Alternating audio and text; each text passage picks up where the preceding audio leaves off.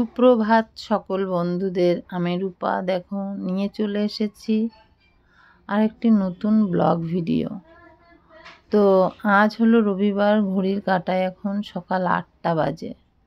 ঘুম থেকে উঠে দেখি বাইরে বৃষ্টি পড়ছে। জানলা থেকে তোমাদের দেখাচ্ছি, দেখো বাইরেটা এত অপূর্ব সুন্দর লাগছে যে চোখ ফেরানো যাচ্ছে না। অন্যদিকে আবার বাজার চলে এসেছে, রান্না বসাতে হবে।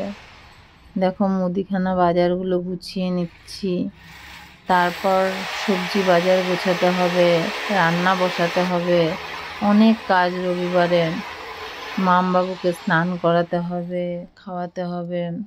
তো যাই হোক, আমি মুদিখানা বাজার গুছিয়ে নিয়ে তারপর সবজি বাজারগুলো ঢেলে এবার রান্না বসাতে গেলাম।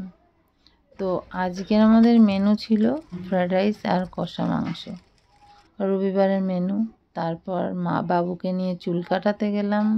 দেখো মামবাবু ছবি তুলছে এবং বাবুকে প্রথমে মাথাটা ওয়াশ করিয়ে নিচ্ছে, তারপর ওর চুলটা কাটানো হবে। তো চুল কাটার জন্য কদিন ধরে খুব ব্যস্ত হয়ে গেছিলো, ফোন থেকে এই চুল কাটবো, এই ডিজাইন কাটবো। তো আজকে শেষে ওকে নিয়ে আসলাম চুল কাটাতে। এই অবশেষে এই স্টাইলে চুল কাটা হলো। তারপর আমরা চলে আসলাম বাড়ি। গুড নাইট, শুভরাত্রি।